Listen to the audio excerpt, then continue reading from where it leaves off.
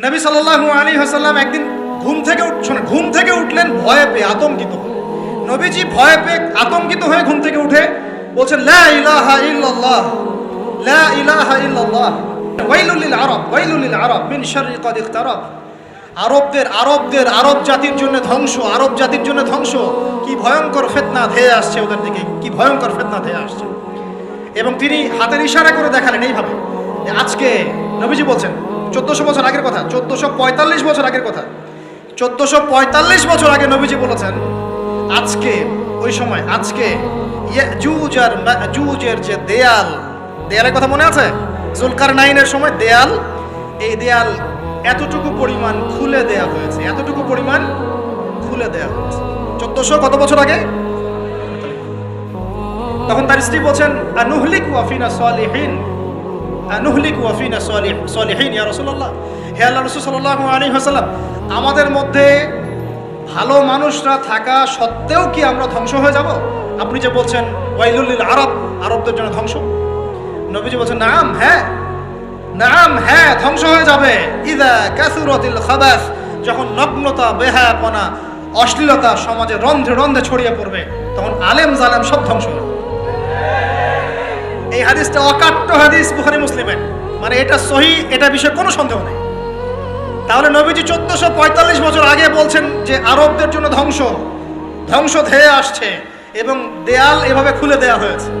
কাদের দেয়াল? ইয়াজুজ আর মাজুজ। আর ইয়াজুজ আর মাজুজের সাথে আরবদের ধ্বংসকে সম্পর্কিত করা হলো না?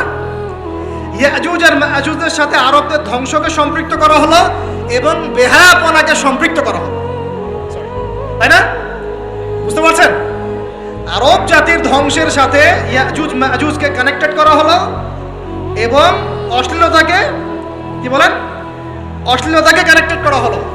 এখন আপনি চিন্তা করে দেখেন, সারা বিশ্বে পর্নোগ্রাফি কারা ছড়িয়ে দিয়েছে? বলেন দেখি, পর্নোগ্রাফি কি বেহায়াপনা না? সমাজের ইযা কাসুরাতিল খাবাস, যখন সমাজের রন্ধ্রে রন্ধ্রে বেহায়াপনা ছড়িয়ে পড়ে নাই? মিলান, হাদিসটা মিলান। সমাজের এই মেয়েদের এই যে ফ্যামিলিস্ট রেভলিউশন কারা ছড়িয়ে দিয়েছে? ফ্যামিলিস্ট রেভলিউশন কারা ছড়িয়ে দিয়েছে? ওরা। সমাজে মেয়ে ছেলে একসাথে চলবে একই পোশাকে, কারা ছড়িয়ে দিয়েছে? সমাজে মেয়েদের বেপর্দায় চলার এই সংস্কৃতি কারা ছড়িয়ে দিয়েছে? মাদক আর সুদের সংস্কৃতি কারা ছড়িয়ে দিয়েছে? জেনা, ব্যভিচার, পর্নোগ্রাফি, এগুলো কারা ছড়িয়ে দিয়েছে? এটাই ওই যে খুলে দেয়া হয়েছে। এটা আমার ব্যাখ্যা, এটা আমার বুঝ। পৃথিবীর এমন কোন রাষ্ট্র বাকি রাখে নাই তারা এগুলো ছড়াতে, এমন কোন রাষ্ট্র বাকি নেই। তাহলে সব জায়গায় ছড়িয়ে পড়বে না ইয়াজুজ মাজুজের ফিতনা? ছড়িয়ে পড়েছে। আল্লাহ পাক আমাদেরকে এই সীমা গোলক ধাঁধা থেকে হেফাজত করুন, আমিন। আমাদের সংস্কৃতি নিয়ে আমরা বুক ফুলায় বাঁচবো ইনশাআল্লাহ, আমাদের সংস্কৃতি নিয়ে আমরা চলবো ইনশাআল্লাহ। আমাদের কোরআন আছে, হাদিস আছে, আমাদের নবী আছেন, আমাদের সাহাবীরা আছেন, আমাদের দ্বীন আছে ইনশাআল্লাহ। আমাদের অন্য কাউকে প্রয়োজন আছে? এই যে প্রযুক্তিগত কথাগুলো বললাম, একটু মাথা খাটান, এগুলো আমরাই তৈরি করতে পারবো ইনশাআল্লাহ। সব ঢেলে সাজানো যাবে ইনশাআল্লাহ তাআলা। আল্লাহ পাক আমাদেরকে বোঝার তৌফিক দান করুন। আল্লাহ পাক আমাদেরকে আপোষের এই ফিতনা থেকে হেফাজত করুন। ভাইয়ে ভাইয়ে মারামারি লাগিয়ে দিয়ে নাকে তেল দিয়ে ঘুমায় ওরা ভাইয়ে ভাইয়ে মারামারি লাগিয়ে দিয়েছে, ভাই ভাই, মুসলিম মুসলিম, ভাই ভাই, ওরা এখন মারামারি কর, আমরা নাকে তেল দিয়ে ঘুমাই। এই হলো অবস্থা। আর আমরা বুঝতেও পারছি না যেটা আমরা ওদের ষড়যন্ত্রের মধ্যে পড়ে গেছি। আল্লাহ আমাদেরকে মাফ করুন। আল্লাহ সুবহানাহু ওয়া তাআলা আমাদেরকে খেলার ছলে সৃষ্টি করেন নাই, তাই করেছেন কি? আল্লাহ সুবহানাহু ওয়া তাআলা এই পুরো মহাবিশ্ব, আসমান জমিন, সাত আকাশ, এই পৃথিবী, জিন ও মানব জাতি, এই সব কিছুই একটা মহৎ বিশাল উদ্দেশ্যকে সামনে রেখে সৃষ্টি করেছেন। আল্লাহ পাক কিন্তু খেলার ছলে এগুলো সৃষ্টি করেন নাই। আপনারা একটু আমার সাথে মনোযোগ দিবেন, তাহলে আলোচনা করে মজা পাওয়া যাবে ইনশাআল্লাহ। খেলার ছলে আল্লাহ পাক কোনো কিছু সৃষ্টি করেন নাই। উদ্দেশ্যটা কি? উদ্দেশ্য হচ্ছে, আল্লাহ পাক বলছেন সূরা মুলকের মধ্যে, কোন সূরা? সূরা মুলক। আমরা রাতের বেলা তেলাওয়াত করার অভ্যাস করবো ইনশাআল্লাহ। এটা গুরুত্বপূর্ণ আমল এবং সুন্নাহ। এই সূরার প্রথম দিকে আল্লাহ পাক বলেছেন, আল্লাযী খালাকাল মাউতা ওয়াল হায়াতা লিয়াবলুয়াকুম আইয়ুকুম আহসানু আমালা লিয়াবলুয়াকুম আইয়ুকুম আহসানু আমালা। আল্লাহ পাক এই জীবন মৃত্যু মানে পুরো বিষয়গুলো সৃষ্টি করেছেন একটা উদ্দেশ্যে। উদ্দেশ্যটা হচ্ছে লিয়াবলুয়াকুম আইয়ুকুম আহসানু আমালা। আল্লাহ পাক দেখতে চান আমাদের মধ্যে আমলে শ্রেষ্ঠকে। আল্লাহ পাক দেখতে চান আমাদের মধ্যে আমলে আহসানকে। আহসান শব্দটা কি? আহসান। হাসান মানে হলো উত্তম, আহসান মানে সবচেয়ে উত্তম, কবির মানে হলো বড়, আকবার মানে কি বলেন?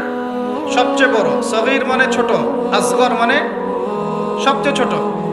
তো এখানে যে শব্দটা ব্যবহার করা হয়েছে এটাকে আমরা আরবি ব্যাকরণের ভাষায় বলি ইসমে তাফজিল, আর ইংরেজিতে বলি সুপারলেটিভ ফর্ম। কি ফর্মস? সুপারলেটিভ তো বোঝেন, যেটা দিয়ে সর্বোচ্চটা বোঝায়। এখানে হাসান এর সুপারলেটিভ হচ্ছে আহসান। আল্লাহ পাক দেখতে চান এই দুনিয়াতে আমরা আমলে আহসানকে। আল্লাহ পাক দেখতে চান না গরু খাওয়া মুসলিমকে। আল্লাহ পাক দেখতে চান না জুমার দিনে কে নামাজ পড়তে আসে। আল্লাহ পাক দেখতে চান না ঈদের দিনে কারা নামাজ পড়তে আসে, রমজান মাস আসলে কারা মুসল্লি হয়। আল্লাহ পাক এটা দেখতে চান। আল্লাহ পাক কি দেখতে চান? আমলে আহসান। আহসান হতে হলে কি গতানুগতিক মুসলিম হলে চলবে না শক্ত মুসলিম হতে হবে? কোনটা? মুসলিম এখন বাংলাদেশে মোটামুটি দুই প্রকার। একটা হচ্ছে সুবিধাবাদী মুসলিম, আর একটা হচ্ছে প্রকৃত মুসলিম। সুবিধাবাদী মুসলিম কেমন? নামাজও পড়বো, সুদও খাবো, আমি যাকাতও দিব, এদিকে ঘুষও নিব। ধরেন যে বছর বছর হজ ওমরা করলাম, আবার অন্যের সম্পদ আত্মসাৎ করছি, মানুষের উপর জুলুম করছি। মানে যে অংশটুকু পালন করতে আমার কোনো সমস্যা নাই, ওই অংশটুকু আমরা পালন করতে কোনো সমস্যা মনে করি না। আর যে অংশগুলো পালন করলে আমার দুনিয়ার ক্ষতি হয়, দুনিয়ার স্বার্থ ক্ষুণ্ণ হয়, সেগুলো আমরা পালন করতে চাই না। এই ধরনের মুসলিমটাকে কি বলে? সুবিধাবাদী মুসলিম। ইংরেজি একটা সুন্দর শব্দ আছে, শব্দটা হলো Protestant version of Islam. Protestant version of Islam, যে প্রোটেস্ট্যান্ট খ্রিস্টান আছে, প্রোটেস্ট্যান্ট খ্রিস্টান, ওই রকম প্রোটেস্ট্যান্ট মুসলিম মানে সুবিধাবাদী মুসলিম। তো সুবিধাবাদী মুসলিমদের জন্য কি জান্নাত? মুসলিম কাকে বলে? মুসলিমের সবচেয়ে সেরা এক্সাম্পল আল্লাহ পাক কোরআনে যেগুলো দিয়েছেন তারা হচ্ছেন নবীগণ। তারা কারা? এবং সর্বশ্রেষ্ঠ নবীকে মুহাম্মদ রাসূলুল্লাহ সাল্লাল্লাহু আলাইহি ওয়াসাল্লাম। সেই সর্বশ্রেষ্ঠ নবী মুহাম্মদ সাল্লাল্লাহু আলাইহি ওয়াসাল্লামকে আল্লাহ পাক একজন নবীর দৃষ্টান্ত দিয়ে মুসলিম হওয়ার কথা বলছেন, মানে মুসলিম হওয়ার উৎসাহ দিচ্ছেন। কিভাবে? সেই নবীর নাম হচ্ছে ইব্রাহিম আলাইহিস সালাম। আল্লাহ পাক সূরা বাকারা পুরো দেখবেন, শুরুর দিকে আছে, প্রথম পারার একদম শেষের দিকে। আল্লাহ পাক বলছেন বা'দা আউযু বিল্লাহি মিনাশ শাইতানির রাজীম ইয ক্বালা লাহু রাব্বুহু আসলিম।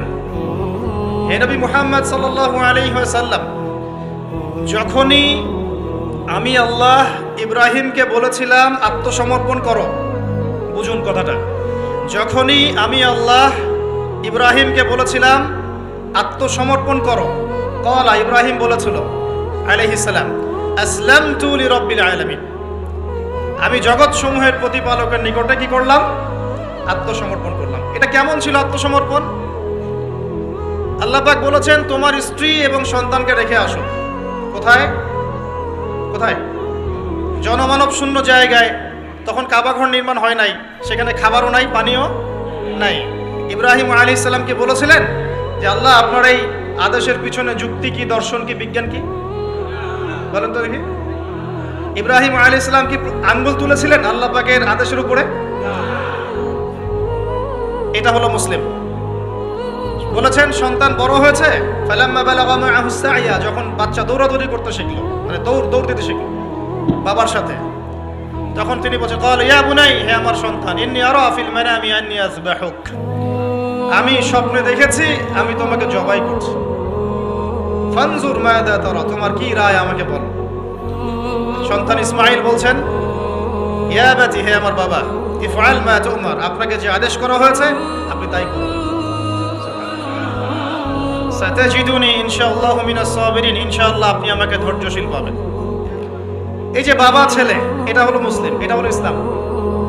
ইয ক্বালা লাহু রাব্বুহু আসলিম, আল্লাহ যখন তাকে বলেছেন আত্মসমর্পণ করো, ব্যাস তিনি বিনা বাক্য ব্যয়ে আল্লাহ পাকের হুকুমের সামনে মাথা পেতে দিয়েছে। এর নাম হলো কি? এখন বলেন, এই মানদণ্ডে আমরা কতজন মুসলিম আছি? এখন নামাজের বৈজ্ঞানিক ব্যাখ্যা খোঁজে মানুষ, এখন রোজার বৈজ্ঞানিক ব্যাখ্যা খোঁজে, যাকাতের অর্থনৈতিক ব্যাখ্যা খুঁজি। ব্যাখ্যা তো আছে, আছে না নাই? এই ব্যাখ্যা আমার না জানলেও চলবে। ব্যাখ্যা আছে, ব্যাখ্যা মিলতে পারে, আবার আমার মানে সংকীর্ণ বুদ্ধিতে নাও আসতে পারে। তো আল্লাহ পাক হুকুম করেছেন, ব্যাস যথেষ্ট আমার জন্য। আল্লাহ পাক হুকুম করেছেন তাওহীদ শিখতে হবে, শিখব। আল্লাহ হুকুম করেছেন 5 ওয়াক্ত সালাত পড়তে হবে, পড়তে হবে। আল্লাহ পাক হুকুম করেছেন যদি আমাদের নেশাব পরিমাণ সম্পদ হয় যাকাত দিতে হবে, ব্যাস দিতে হবে। আল্লাহ পাক মা বোনদেরকে হুকুম করেছেন বালেগা হয়ে গেলে কি করবে? বালেগা হওয়ার আগেও পর্দা করার সিস্টেম আছে, মানে চর্চা করতে হবে। মা বোনদেরকে পর্দা করতে বলেছেন, ব্যাস পর্দা করতে হবে। আল্লাহ পাক বলেছেন সামর্থ্য হয়ে গেলে হজ করো। আল্লাহ পাক আমাকে আপনাদের সবাইকে হজ করার তৌফিক দান করুন, হজ করবে। আল্লাহ পাক বলেছেন যেখানে জুলুম হচ্ছে একে প্রতিহত করো, করতে হবে। প্রতিহত করার অর্থ এই নয়। প্রতিহত করার অর্থ কি? প্রতিহত করার কয়েকটা অর্থ থাকে। সামর্থ্য থাকলে হাত দিয়ে, সামর্থ্য থাকলে কি দিয়ে? আপনার কি সে সামর্থ্য আছে? বাস নাই। ওয়াইল্লাম ইয়াস্তাতি, যদি না পারো ফাবি কি লিসানিহি, ফাবি লিসানিহি, জবান দিয়ে কথা বলেন। আপনার কথা বলার স্বাধীনতা নাই? আছে তো? সত্যি আছে? মাশাআল্লাহ। আচ্ছা, তাহলে জবান দিয়ে বলবেন। তাহলে কি বলবেন? জবান দিয়ে বলবেন, যতদূর পারেন বলবেন। আর ওয়াইল্লাম ইয়াস্তাতি, যদি এটাও করতে না পারো তাহলে ফাবি কলবিহি, অন্তর থেকে ঘৃণা করো। ঘৃণা কি আছে? লিযালিকা আদওয়াফু মিনাল ঈমান, এটা হলো ঈমানের সবচেয়ে নিচু অংশ। এরপরে ঈমানের কোনো অংশ নাই। মানে অন্যায়, অবিচার, জুলুম, পাপাচার দেখেও যাদের মনের মধ্যে ঘৃণাও আসছে না, আমরা আর মুমিন নাই। সত্যি কথা, এটাই সত্য কথা। আমরা মানি আর না মানি, আল্লাহ পাকের শাস্তি আসার আগেই তওবা করে ফিরে আসা উচিত। আল্লাহ পাক তৌফিক দান করুন। তো ইসলাম বোঝাচ্ছিলাম যে দেখুন, যখন আল্লাহ পাকের যে হুকুম চলে আসবে তার সামনে আত্মসমর্পণ করার নাম কি? ব্যাস এই হলো ইসলাম। এখন বলেন, সত্যিকার অর্থে আমাদের সমাজে এই সুবিধাবাদী মুসলিমদের সংখ্যা বেশি না প্রকৃত মুসলিমদের সংখ্যা বেশি? আল্লাহ পাক বলেছেন আমাদেরকে প্রকৃত মুসলিম হতে। আল্লাহ পাক দেখতে চান, এই সৃষ্টির উদ্দেশ্য কি?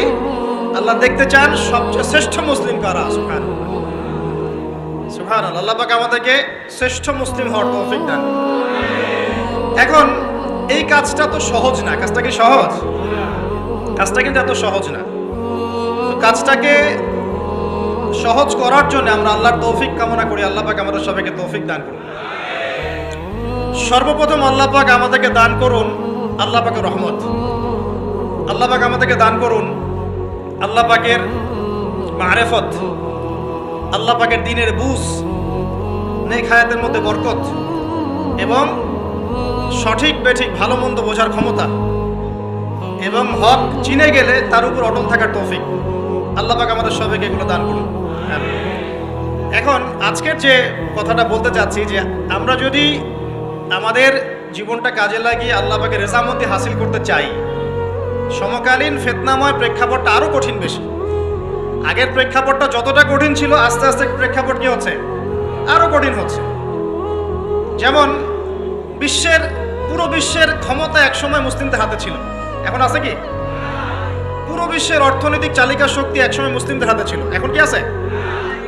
পুরো বিশ্বের আপনার বিজ্ঞান প্রযুক্তি বলেন, সামরিক বিষয়গুলো বলেন, সেনাবাহিনী বলেন, হ্যাঁ, রাষ্ট্রীয় কাঠামো বলেন, খেলাফা বলেন, যত বড় বড় কথা শব্দগুলো, এগুলো একসময় মুসলিমদের হাতে ছিল। কাদের হাতে ছিল? এখন কি পুরো বিশ্বের কন্ট্রোল মুসলিমদের হাতে আছে? পুরো বিশ্বের অর্থনৈতিক কন্ট্রোল আছে? পুরো বিশ্বের পলিটিক্যাল কন্ট্রোল, পুরো বিশ্বের এই যে বড় বড় অস্ত্রশস্ত্রগুলো মুসলিমদের হাতে আছে? মিডিয়াগুলা, প্রযুক্তি। তো এখন প্রেক্ষাপট তাহলে আরো বেশি জটিল।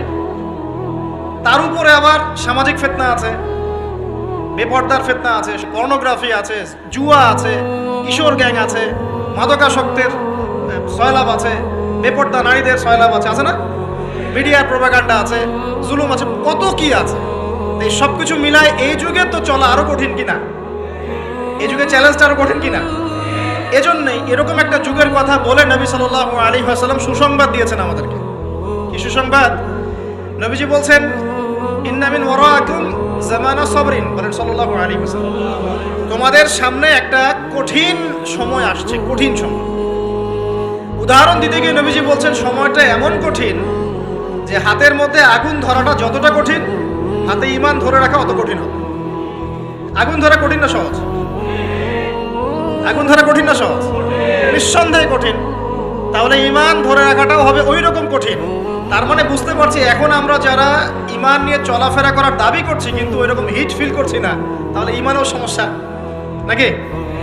আচ্ছা, নবীজি বলছে সুসংবাদ হচ্ছে ওই জামানাতে যদি তোমরা আমার সুন্নতের উপরে অটল থাকতে পারো, ভালো করে শোনেন দিনী ভাইরা, ওইরকম ফিতনাময় পরিবেশে কঠিন জামানায় যদি তোমরা আমার সুন্নত, আমার আদর্শের উপরে অটল থাকতে পারো, আল্লাহ পাক তোমাদেরকে 50 জন শহীদ সাহাবীর নেকি দিবেন। তাহলে আমাদের তো পথ পেয়ে গেলাম। আমরা কি এই সমাজ থেকে এখন পালিয়ে যাব? এখানে থেকেই পরিবর্তনের চেষ্টা করবো। কোনটা? ব্যাস, আমাদের কাজও পেয়ে গেলাম। এখন এই পুরো কাজ, নিজে আমল করা, দিন শেখা, পরিবার, সমাজ, দিনের দাওয়াত, এই সব কিছুকে একসাথে রেখে, সামনে রেখে মোটামুটি ভাবে 5টা কাজ আমাদেরকে করতে হবে। রাজি আছেন ইনশাআল্লাহ? কয়টা কাজ করবো ভাই? আসলে বললে অনেক বলা যায়, কিন্তু এতগুলো আপনি মনে রাখতে পারবেন না। আর আমি একটা জিনিস আপনাদেরকে বলে দেই যে একদিনের ওয়াজ মাহফিল দিয়ে দিন কায়েম হবে না। কথা বুঝতে পারছেন? এই যে ওয়াজ হলো, আয়োজন হলো, আপনারা আসলেন, লেকচার শুনলেন, আমি আসলাম 8 ঘন্টা জার্নি করে, আবার 8 ঘন্টা জার্নি করে গেলাম, 1-1.5 ঘন্টা আলোচনা করলাম, এটাই সব কিছু না। এখানে আপনাদের নিবেদিত প্রাণ কিছু ভাই তৈরি করতে হবে, যারা এখানে দিনের মেহনত করবেন, দাওয়াতের মেহনত করবেন, শিক্ষা প্রতিষ্ঠান করে তুলবেন, একটা কমিউনিটি গড়ে তুলবেন। এক কথা, একটা ইসলামী কমিউনিটি গড়ে তুলবেন। এটা না হওয়া পর্যন্ত একদিনের মাহফিল দিয়ে কিচ্ছু হবে না। তা আপনারা কি একদিনের মাহফিল করতে চান, না দিনের দাওয়াতের কাজ সারা জীবন করতে চান? কোনটা? আল্লাহ কবুল করুন। এই জন্যই বলেছি, এবার আরো অনেক কথাই বলেছি, সামনে আরো শুনবেন ইনশাআল্লাহ, যে এই রাতের বেলা এই যে সারা রাত জেগে জেগে ওয়াজ করা, 11টা 12টা 1টা, হ্যাঁ, এই সুন্নতটা চেঞ্জ করতে হবে। এই সুন্নতটা কি করতে হবে? চেঞ্জ করতে হবে। সর্বোচ্চ রাত 10টা যথেষ্ট। কারণ হচ্ছে এখান থেকে যদি বাসায় যাই, রাস্তায় তো আমার 4-5-6 ঘন্টা চলে যাবে, রাতের ঘুম নাই। এভাবে যদি দিনের পর দিন কেউ রাতে না ঘুমায়, শরীর ভালো থাকবে? ওই রকম সতেজ মাথা নিয়ে কি দিনের কাজ করতে পারবো? আর আপনারা রাত জেগে জেগে ওয়াজ শুনলেন, ফজরের নামাজ নাই, লাভ হলো? এজন্যে এবার অনেক মাহফিল আমি নিজেও ক্যান্সেল করে দিয়েছি। ভাই, মাহফিল আমি এভাবে করতে পারবো না, আল্লাহর রাস্তায় মাপ চাই। যদি বাদ জোহর বা বাদ আসর বলেন, যেতে পারবো।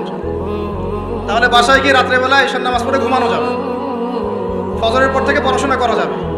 মানে সুন্নতের খেলাফ কোনো কাজ করে কিন্তু দিন কায়েম হবে না ইনশাআল্লাহ। আমি আশা করি অন্যান্য ওলামায়ে কেরামরাও এগুলো নিয়ে কথা বলবেন, এবং আমাদের এই যে চলমান একটা রাত জাগার একটা খারাপ অভ্যাস, এটাকে দূর করতে হবে।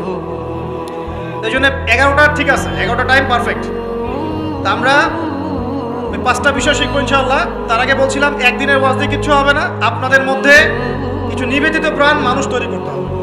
প্রত্যেকটা জায়গায় একটা করে দারুল ইলম, মানে জ্ঞানের মার্কাজ দরকার। কিসের দরকার? এখানে মসজিদ, মাদ্রাসা, ঈদগাহ সব মিলে একটা ক্যাম্পাস থাকতে হবে। এখান থেকে দিনী ইলম শেখানো হবে, ছেলে মেয়েদেরকে দিন শিক্ষা দেওয়া হবে, মা বোনদের জন্য দিন শেখার ব্যবস্থা থাকবে, জেনারেল শিক্ষিত ভাইদের জন্য কোর্স থাকবে, দাওয়াতের মেহনত থাকবে। এভাবে যখন একটা কমিউনিটি গড়ে উঠবে, তখন বাংলাদেশের মধ্যে আরো আমূল পরিবর্তন আসবে ইনশাআল্লাহ। আল্লাহ পাক আমাদের সবাইকে এই কথাগুলো বোঝার তৌফিক দান। তো কথা বললে ভাই অনেক কথা বলা যায়, মোটা দাগে 5টা আমাদের কর্তব্য এখন আল্লাহ পাক আমাদের সবাইকে করার তৌফিক দান করুন। এক নাম্বার হচ্ছে, দুনিয়ায় সফল হতে, পরকালে আল্লাহ রেজামন্দি হাসিল করতে এবং দ্বীন ইসলামকে আল্লাহর জমিনে বিজয়ী করতে সর্বপ্রথম আমাদের ঐক্যবদ্ধভাবে যে কাজটা করতে হবে সেটা হলো আল্লাহর দ্বীনের জ্ঞান শেখা, আল্লাহর দ্বীনের ইলম অর্জন করা। একদম মুখস্থ করে নেন আজকের লেকচার। কি অর্জন করা? ইলম অর্জন করা, দ্বীনি ইলম অর্জন করা। আপনি দুনিয়াবি ইলমে ডক্টর, ইঞ্জিনিয়ার, পাইলট, ব্যারিস্টার, জজ যাই হন, দ্বীনি ইলম অর্জন করতে হবে। আপনি যেই হন না কেন, যে কেউ হন না কেন, দ্বীনি ইলম আপনাকে অর্জন করতে হবে। কতটুকু অর্জন করতে হবে? কতটুকু? যতটুকু অর্জন করলে আমি শিরক চিনতে পারি, তাওহীদ চিনতে পারি, আমি সুন্নত চিনতে পারি, বেদাত চিনতে পারি, আমি হালাল চিনতে পারি, হারাম চিনতে পারি, আমি হক চিনতে পারি, বাতিল চিনতে পারি, আমি ঈমান ভঙ্গের কারণ জানতে পারি, আমি ওযু, গোসল, নামাজ, ইকামত, কালিমা, আমাদের এই যে বুনিয়াদী শিক্ষা, দ্বীন ইসলামের বুনিয়াদী শিক্ষা আমাকে অর্জন করতেই হবে। রাজি আছি ইনশাআল্লাহ? বাংলাদেশের বহু মানুষ নামাজ ঠিক মতো পড়তে জানে না, বহু মানুষ ওযু করতে জানে না, বহু মানুষ ইস্তেনজাও করতে জানে না, আর বহু মানুষ কোরআন তেলাওয়াতও করতে জানে না। কোরআন তেলাওয়াত বিশুদ্ধ করে না শিখলে আপনি আযান দিতে পারবেন না, ইকামত দিতে পারবেন না, আপনি নামাজে দাঁড়িয়ে আল্লাহু আকবার বলে সানা পড়তে, সূরা ফাতিহা পড়তে, আরেকটা সূরা মেলাতে, রুকুর তাসবিহ, সিজদার তাসবিহ, তাশাহুদ, দুরুদ, মাসুরা এগুলো শুদ্ধ করে পড়তে পারবেন। আর শুদ্ধ করে যদি না পড়েন অর্থ বিকৃত হয়ে যাবে প্রচুর। মানে আমরা তো নামাজকে কি যে বানিয়ে ফেলেছি, আল্লাহ মাফ করুন, সুবহানাল্লাহ। মানে নতুন নতুন কত শব্দ বের করে ফেলেছি নামাজের মধ্যে আর কি। একটু অর্থের পার্থক্যের কারণে ঈমান কুফরের মতো অবস্থা চলে আসতে পারে। বিশুদ্ধ করে তাজবিদ সহকারে কোরআন তেলাওয়াত করা শিখতে হবে প্রথমে আপনাকে। মাদ্রাসায় যেতে হলে যাবেন, মক্তবে যেতে হলে যাবেন, প্রয়োজনে টিচারকে বাসায় নিয়ে এসে যদি পড়তে পারেন পড়েন, যেভাবে হোক আপনাকে কোরআন তেলাওয়াত শিখতেই হবে। আল্লাহ পাক তৌফিক দান। আমরা নামাজের মধ্যেই বলছি আলহামদুলিল্লাহ, আলহামদুলিল্লাহি রাব্বিল আলামিন। কি এটা? এটা কি পড়লেন মন্ত্র? আলহামদুলিল্লাহি রাব্বিল আলামিন এটা কি? আলহামদুলিল্লাহ, এই যে আলহামদু শব্দটা সঠিক করে উচ্চারণ করতে পারছেন না। আলহামদু মানে সমস্ত প্রশংসা আল্লাহর জন্য। আলহামদুলিল্লাহ সমস্ত প্রশংসা। আলহামদুলিল্লাহ কি? আলহামদুলিল্লাহ মানে সমস্ত নিন্দা আল্লাহর জন্য। নাউযুবিল্লাহ। আমার কথা কি বিশ্বাস করছেন না? ওলামায়ে কেরামকে জিজ্ঞাসা করেন, কুল হুয়াল্লাহু আহাদ এটা কি? কুল হুয়াল্লাহু আহাদ মানে কি? তো কুল মানে খাও, কুল মানে কি? কুল হুয়াল্লাহু আহাদ, বলুন তিনি আল্লাহ এক। শব্দের অর্থ আছে তো? বলছে কুলহু সূরা, সূরাটার নাম কি কুলহু? কুলহু বলে কোনো শব্দ আছে? কুল একটা শব্দ, হুয়া আলাদা শব্দ। কুল হুয়া আল্লাহু আহাদ, কুল হুয়াল্লাহু আহাদ। এই তো আমরা কত ভুল করি পদে পদে। সামি আল্লাহু লিমান হামিদা আছে না? সামি আল্লাহ, আল্লাহ তার কথা শোনেন, লিমান হামিদা যে তার প্রশংসা করে, না যে আল্লাহর প্রশংসা করে আল্লাহ তার কথা শোনেন। এন্ড আমরা শব্দ বানিয়েছি সামি আল্লাহ হুলিমান হামিদা। তো হুলিমান হামিদা কি শব্দ? হুলিমান হামিদা বলে কোনো শব্দ আছে? সামি আল্লাহু লিমান হামিদা, সামি আল্লাহু লিমান হামিদা। তো এই যে পদে, আমি বলতে গেলে নামাজ দিয়ে রাত পার হয়ে যাবে। পদে পদে পদে পদে আল্লাহু আকবার শব্দটা আল্লাহু আকবার, আল্লাহু আকবার বানিয়েছে। আকবার, আকবার মানে কি? অনেকের আজান শুনে মনে হয় যে গিয়ে একটা পিটন লাগাই দিয়ে, ইকামত শুনলে মনে হয় যে একটা পিটন লাগাই দেয়। কাতকা মাতিস সালাহ, কাতকা মাতিস সালাহ, এটা আবার কি? এগুলো কি? মানে এই যে এগুলো কেন হচ্ছে জানেন? একটাই কারণে, কারণ বিশুদ্ধ করে আমরা কুরআনুল কারীম তেলাওয়াত করা শিখছি না। তো দিন কায়েম করবে, দাওয়াতের কাজ, মেহনত, জিহাদ, ইকামতে দিন, কত বড় বড় কথা। আজ বেসিক এই কোরআন তেলাওয়াত করা শেখার নাম নাই। আমরা ইয়াংদের মধ্যে একটা সমস্যা দেখছি এখন, ফ্যান্টাসি। ফ্যান্টাসি ফ্যান্টাসি মানে আগে হয়তো মানে বিপথে ছিল, হেদায়েত পেয়েছে, ইসলামের দিকে এসেছে, এখন অনেক বড় বড় স্বপ্ন। মাশাআল্লাহ, স্বপ্ন দেখা ভালো, বড় বড় স্বপ্ন, বড় বড় ইচ্ছা। অনলাইনে বসে গরম করে ফেলছে একদম, ফেসবুক গরম, ইউটিউব গরম, হ্যাঁ ব্লগ দিয়ে ভর্তি গরম। কিন্তু বেসিক যে কোরআন তেলাওয়াতটা করা শিখবে সেটা ঠিক নেই। 3 মাস কোরআনটা তেলাওয়াত করা শিখবে একজন আলেমের কাছে নাই। একটা কোর্স লঞ্চ করে দেন 6 মাস ক্লাস করবে না, প্রথমে 1 মাস ক্লাস করে পরের একটা নাই 5 মাস নাই। এইভাবে ভাই দিনের হয়তো সামান্য কিছু খেদমত হতে পারে, সামগ্রিক পরিসরে ইসলাম বিজয়ী হবে না। এক কথায় আমরা যদি এই যুগের আবু বকর, ওমর, ওসমান, আলী রাদিয়াল্লাহু আনহুম আজমাইন হতে না পারি, তাহলে এই যুগের সেই ইসলামী খেলাফা বাস্তবায়িত হবে না। এটা হলো মূল কথা। আর এই পথের প্রথম কাজটাই হচ্ছে দ্বীনি ইলম অর্জন করা। আর ইলম অর্জন করাটা আপনার জন্য কি? নফল, মুস্তাহাব, সুন্নত না ফরজ? এটা কে বলেছেন? রাসূলুল্লাহ সাল্লাল্লাহু আলাইহি ওয়াসাল্লাম বলেছেন, তালাবুল ইলমি ফরিদাতুন আলা কুল্লি মুসলিম। তালাবুল ইলম মানে জ্ঞান অর্জন করা, ফরিদা ফরজ মানে কি? ফরজ মানে বাধ্যতামূলক। আলা কুল্লি মুসলিম, কুল্লি মানে কি? প্রত্যেক। কুল্লি মানে কি? কুল্লু মানে প্রত্যেক মুসলমানের উপরে, প্রত্যেক মুসলমান যে মুসলমান দাবি করে নিজেকে, কালিমা পড়েছে, তার উপরে জ্ঞান অর্জন করা ফরজ করেছেন আল্লাহ। আপনি কোরআন তেলাওয়াত না শিখে থাকতে পারবেন না, তো এটা আপনার উপর ফরজ করা হয়েছে। নামাজ কি পড়ছেন, কি বলছেন, এটা আপনাকে শিখতে হবে, তো এটা ফরজ করা হয়েছে। আজান দেওয়া শিখতে হবে, ইকামত দেওয়া শিখতে হবে, ইমামতি করার যোগ্যতা অর্জন করতে হবে। মালয়েশিয়ার একটা ভালো জিনিস দেখলাম যে ওখানে প্রাইমারি লেভেল থেকে, মানে স্কুল লেভেল থেকেই এই মাদ্রাসা এবং মানে জেনারেল এটা আলাদা করে কোনো প্যাটার্ন করা নাই, এটা একসাথেই প্যাটার্নটা করে দেয়। মানে আপনি স্কুলে ভর্তি হলে, স্থানীয় স্কুলে বা কলেজে যেভাবে তারা সিস্টেম করেছে, ইসলামের বুনিয়াদী শিক্ষাটা বাধ্যতামূলক শিখতে হবে। যে কেউ, তাদের সিভিলিয়ানদের মধ্যে যে কেউ ইমামতি করতে পারে, মাশাআল্লাহ। এটা আমাদের করা উচিত ছিল না? আমরা কি মুসলিম প্রধান দেশের অধিবাসী না? আমরা জোর দাবি জানাই যে শিক্ষা ক্ষেত্রে একটা আমূল পরিবর্তন নিয়ে আসতে হবে ইনশাআল্লাহ। একদম প্রাইমারি লেভেল থেকে ইসলামিক শিক্ষাকে আমাদের দেশে বাধ্যতামূলক করা হোক। মাদ্রাসা শিক্ষা মাদ্রাসায়, আবার সেকুলার শিক্ষাতে, এই দুদিকে চলছে। তাহলে একজন ব্যক্তি যে এই যে স্কুলে ভর্তি হলো, আপনার ছেলে এখানে 10 বছর পড়বে, এসএসসি পরীক্ষা দিবে, এইচএসসি, তারপরে অনার্স মাস্টার্স, এই 20 বছরে ইসলামটা শিখবে কি? যতটুকু শিখছে এই শিক্ষাটা তো প্র্যাকটিক্যালি প্রয়োগ করতে পারছে না। আর এই জায়গা থেকে যখন কেউ উঠে আসছে, তখন সে তো উম্মার দায়িত্ব নিতে পারছে না। তাহলে ব্যাপারটা কি এমন যে আমরা এদিকে শুধু দুনিয়ার চর্চা করব, আর মাদ্রাসা লাইনে যারা পড়ে তারা দিনের চর্চা করবে? দিন চর্চা করার, দিন পালন করার, প্রচার প্রসারের আমাদের কোনো অধিকার নাই?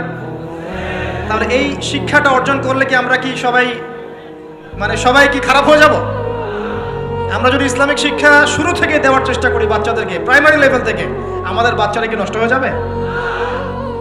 এই জিনিসটা আল্লাহ পাক আমাদের সমস্ত ঊর্ধ্বতন কর্তৃপক্ষদেরকে বোঝার তৌফিক দান করুন। আল্লাহ পাক আমাদের ঊর্ধ্বতন কর্তৃপক্ষদেরকে এই বিষয়টা বোঝার তৌফিক দান করুন যে ইসলামী শিক্ষায় কল্যাণ ছাড়া অকল্যাণ কিছু নাই। এখানে যদি অন্য ধর্মাবলম্বী কেউ থাকেন, সে তার ধর্ম চর্চা করবে, কোনো সমস্যা? আমরা আমাদের ধর্ম শিখবো ইনশাআল্লাহ। তো এই জিনিসটা আমাদের বুনিয়াদী শিক্ষা। এখন যদি আপনি না পারেন, এখন আপনার কাছে ওই পাওয়ার নাই, ক্ষমতা নাই, ইমপ্লিমেন্টের সুযোগ নাই, তাহলে কি করবেন? তাহলে এখন যে আপনি 20 বছর পড়াশোনা করে ফেলেছেন জেনারেল লাইনে, এখন কি করবেন? এখন আপনার জন্য কিছু অপশন খোলা আছে। এক, স্থানীয় বরেণ্য ওলামায়ে কেরাম যারা আছেন তাদের সাথে পরামর্শ করে সিলেবাস তৈরি করে নিয়ে পড়াশোনা করুন, এটা একটা অপশন। 2, আপনারা কিছু দিনী ভাই ব্যাচ করে ওলামায়ে কেরামের কাছে গিয়ে একটা করে কিতাব শেষ করেন। 2, 3, অনলাইনে কিছু কোর্সেস চলছে, এই কোর্সেসগুলো করতে পারেন, কাজে দিতে পারে। কিন্তু তবে অনলাইনে কোর্স অফলাইনের মতো হয় না। অফলাইনে ওস্তাদদের সামনে বসে যে পড়াশোনা, এটা অনলাইনে পাবেন না আপনি, ঠিক আছে? অথবা আপনার যদি সুযোগ থাকে তাহলে প্যাটার্ন চেঞ্জ করে এই প্যাটার্নে যেতে হবে। এগুলো ছাড়া তো আপনার সামনে কোনো অপশন খোলা নাই। যে আমরা যদি মাদ্রাসাগুলোতে এবং আমাদের শিক্ষা প্রতিষ্ঠানগুলোতে জেনারেলদের জন্য আরবির কোর্স আর মাদ্রাসা শিক্ষার্থীদের জন্য জেনারেল কোর্স রাখি, তাহলে উভয়ে শিক্ষিত হতে পারবে। মনে করেন এই ভাই মাদ্রাসায় পড়েছেন, মাশাআল্লাহ, তিনি মাদ্রাসার সব জ্ঞানই রাখেন আলহামদুলিল্লাহ, কিন্তু সায়েন্স শিখতে পারেন নাই, নামাজ শিখতে পারেন নাই, ওযু শিখতে পারেন নাই। এখন এই ভাইকে কি করবেন? এই ভাইকে ইসলামিক কিছু ডিপ্লোমা কোর্সের আওতায় আনতে হবে, এনে অফলাইন বা অনলাইনে শিক্ষা দিয়ে তাকেও মানুষ করে গড়ে তুলতে হবে। এই তো যদি আমরা চিন্তা করতে হবে আমাদেরকে জাতি নিয়ে, বড় বড় কথা বললে হবে না তো। যুব সমাজের এখন যে অবস্থা, আপনি সামনে একটা ভয়ঙ্কর বিকলাঙ্গ যুব সমাজ দেখতে পারবেন। মস্তিষ্ক বিকৃত হয়ে গেছে এদের মোবাইল ফোন দিয়ে। মোবাইল ফোন, পর্নোগ্রাফি, মেয়েদের ফিতনা, হারাম অ্যাফেয়ার্স, মাদক, জুয়া, টিকটক, এই করতে করতে এদের মস্তিষ্কর সুস্থতা নষ্ট হয়ে গেছে। আল্লাহর কসম, আল্লাহর কসম করে বলছি, এরা সুস্থ না। একটা চিত্র খুব কমন দেখতে পারবেন, 10টা-20টা ছেলে গোল হয়ে বসে আছে ফোন নিয়ে, সবার মনোযোগ নিচের দিকে। ওয়ার্ল্ডে কি হচ্ছে, আসমানে কি হচ্ছে, জমিনে কি হচ্ছে, কোথায় মুসলিমদের উপর বোম পড়লো, কোনো ফিকিরই নাই ওর। আপনি মনে করেছেন যে এই যুব সমাজ আগামীতে দেশের হাল ধরবে? আমি হলফ করে বলতে পারি কোনোদিন দেশের উপকার করতে পারবে না। আপনি নষ্ট করে ফেলছেন যুব সমাজকে, নষ্ট করে ফেলছেন একদম। এদেরকে সুস্থতার দিকে নিয়ে আসতে হলে ইসলামী শিক্ষার কোনো বিকল্প নাই, নামাজের কোনো বিকল্প নাই। এদেরকে সামাজিক কাজে লাগিয়ে দিতে হবে, সোশ্যাল কাজে, সামাজিক উন্নয়নমূলক কাজে, এই যে মানবতার সেবামূলক কাজে, প্র্যাকটিক্যাল কিছু কাজে। কিছু বানাও, কিছু করো, সায়েন্স নিয়ে ঘাটাঘাটি করো, কিছু প্রযুক্তি উদ্ভাবন করো, তোমরা কিছু করো। দেখেন আমরা যত কিছু ব্যবহার করি সব কিছু কিন্তু ইহুদি খ্রিস্টানদের। এই যে আমি যে মাইকে কথা বলছি, এই মাইকে ইসলামের বড় বড় কথা বলছি, এই মাইকটাও দেখা যাবে যে মুসলমান তৈরি করে নাই। তাহলে এটা কি কাম্য ছিল? আর এই বিশ্বের যত শিক্ষার বুনিয়াদ, এই বুনিয়াদি শিক্ষা দিয়েছে মুসলিমরা। বিশ্বাস না করলে খালি আপনি 1200 বছর ইতিহাসটা পড়ে দেখেন। ইবনে সিনার নাম শুনেছেন? চিকিৎসা বিজ্ঞান দাঁড়িয়ে আছে ইবনে সিনার উপরে, নাম শুনে নেই? জাবির ইবনে হাইয়ানের নাম শুনেছেন? এই কেমিস্ট্রি না থাকলে আপনি ওষুধ তৈরি করতে পারবেন না। কেমিস্ট্রি না থাকলে কি পারবেন না? মেডিসিন তৈরি করতে পারবেন না। এটা দাঁড়িয়ে আছে কেমিস্ট্রি জাবির ইবনে হাইয়ানের উপরে, যাকে ইউরোপে বলে গ্যাবর ইবনে হাইয়ান। এরকম নাম প্রচুর আছে। আপনি এই যে ম্যাথামেটিক্সের কথা বলেন, জ্যোতির্বিদ্যার কথা বলেন, তারপরে প্রাণীবিদ্যার কথা বলেন, এই রক্ত সংবহন যন্ত্রের কথা বলেন, এক একটা সাবজেক্ট ধরে ধরে দেখেন, সবগুলার গোড়ার মধ্যে আমাদের মুসলিম মনীষীদের অবদান আছে। এমনকি এই যে পুরো বিশ্বের যে দর্শনগুলো চলছে, যত দর্শন, ফিলোসফিক্যাল থটস, আমরা ফিলোসফি পড়েছি, এই ফিলোসফিগুলোর গোড়ায় গিয়ে আপনি দেখবেন সব মুসলিম দার্শনিকের নাম লেখা আছে। আমরা ইমাম গাজালির নাম জানি না, ইবনে রুশদের নাম জানি না, হ্যাঁ, আমরা অনেক কিছু জানি না। আসলে আমরা শেকড় ভুলে গেছি এখন। বিশ্বাস করেন, আমরা এই যে প্রযুক্তি, মোবাইল ফোন, টিকটক, মেয়েদের পিছনে ঘুরতে ঘুরতে, অ্যাফেয়ার, বাইক চালানো, আমরা আমাদের জীবনের লক্ষ্যই ভুলে গেছি। আল্লাহ পাক আমাদের যুব সমাজকে তাদের জীবনের লক্ষ্য বোঝার তৌফিক দান করুন। ভাই, আল্লাহ পাক আপনাকে এমনি এমনি সৃষ্টি করেন নাই, আমাকে এমনি এমনি সৃষ্টি করেন নাই। আল্লাহ পাক চান আমাদের কাছে আমরা যেন তার দ্বীনের জ্ঞান অর্জন করি এবং এই জ্ঞান অনুযায়ী আমল করি। এই আমলটা সমাজে ছড়িয়ে দেই, ইসলামের দাওয়াতের মেহনত ছড়িয়ে দেই, যাতে একটা সময় হলেও যেন আল্লাহর জমিন, আল্লাহর দ্বীন কায়েম হয়। এটা আল্লাহ পাক চান আমাদের কাছে। আল্লাহ পাক আমাদেরকে এই জন্য সৃষ্টি করেন নাই যে একটা মেয়ের জন্য আত্মহত্যা করে ফেলবেন। একটা মোবাইল ফোন একটা মেয়েকে কিনে দিয়েছেন, তার জীবন নষ্ট করে ফেলেছেন। যে বাবারা মেয়েদেরকে ফোন কিনে দিয়েছেন, জীবন নষ্ট করে ফেলেছেন এবং তার মাধ্যমে আরো 10টা ছেলেরও জীবন নষ্ট করেছে। আর সত্যি কথা বলছি, এখন আমরা তো ঢাকা শহরে থাকি, মানে এখানে ছেলেদের চেয়ে মেয়েরা বেশি পথ। হ্যাঁ, খুব ভালো লাগে ওদের। কি ভালো লাগে? একটা ছেলের সাথে বাইকে করে ঘুরবে, টাকা খসাবে, এখানে ওখানে ডেট করবে, এগুলোতে খুব মজা পায়। এগুলোর জন্য কি তাকে সৃষ্টি করা হয়েছে? আপনি বলেন, এই মেয়েদেরকে আপনি যখন ঘরে নিয়ে আসবেন, আমি নারী বিদ্বেষী কথা বলছি না, নারীদেরকে আমরা অনেক অনেক সম্মান করি, অনেক শ্রদ্ধা করি। আর আমাকে জন্ম দিয়েছেন একজন নারী, আমাকে দিনের পথে চলতে আত্মবিশ্বাস যোগায় পিছন থেকে ঘরের নারী যোগায় কিনা? আমার নিজের কন্যা সন্তান আছে, আমরা মেয়ের বাবা। কিন্তু এখন যে টিকটক জেনারেশন মেয়েদেরকে আপনি তৈরি করছেন, ফোন হাতে তুলে দিয়ে ডেটিং করছে, বাইকের পিছনে ছেলের সাথে ঘুরছে, কোনোদিন ধর্ষণের শিকার হচ্ছে, এই মেয়েদেরকে ঘরে নিয়ে আসার পরে এদের গর্ভ থেকে কি আপনি ইসমাইলের মতো সন্তান পাবেন? এদের সাথে তোমরাও দেখা যায় যে অনেক সময় প্রেম করতে ভালো লাগে, এই মেয়েদেরকে কেউ বিয়ে করবে না। এ ধরনের নারীদের সাথে মানুষ প্রেম করতে মজা পায়, কেউ সম্মান করে বিয়ে করতে চায় না। করলেও দেখবেন 2-1 বছরের মধ্যেই নাই সেই সম্পর্ক, গায়েব। তো অনেক দূর চলে আসলাম, এত দূর আসতে চাইনি, কথার পিঠে চলে আসলো যে সমস্যা হচ্ছে গোড়ায় আমরা আমাদের যুবক যুবতী, আমাদের ছেলে মেয়েদেরকে দিনই বুনিয়াদি ইসলামী শিক্ষা দিচ্ছি না। এটা শিক্ষা দেওয়ার দায়িত্ব প্রত্যেক পিতার, প্রত্যেক মাতার। সে মাদ্রাসায় পড়ুক আর জেনারেল লাইনেই পড়ুক, আপনাকে শিক্ষা নিশ্চিত করতে হবে। কিভাবে করবেন এই হেডেক এখন আপনার, আমার আর হেডেক নাই, আমি দিয়ে দিলাম হেডেক আপনাকে। এই হেডেকটা আমার মাথায় ছিল, আপনাকে দিয়ে দিলাম, আপনি চিন্তা করেন কিভাবে করবেন। এখন আমি জ্ঞানতাত্ত্বিক কথা এই জন্য বললাম বেশি করে। প্রথম ফরজ আপনার উপরে ইকরা বিসমি রাব্বিকাল্লাযী খালাক। এখন চিন্তা করেন, হেরা গুহায় নবী সাল্লাল্লাহু আলাইহি ওয়াসাল্লাম বসে আছেন, জিবরাইল আলাইহিস সালাম এসে তার সামনে প্রথম যে আয়াতটা ওহী করলেন, সেই আয়াতটা নামাজের আয়াত ছিল না, সে একটা যাকাতের আয়াত ছিল না, সেই আয়াতটা রোজা রাখো আয়াত ছিল না, এমনকি মূর্তি পূজা করো না এমনও ছিল না। কি ছিল ভাই?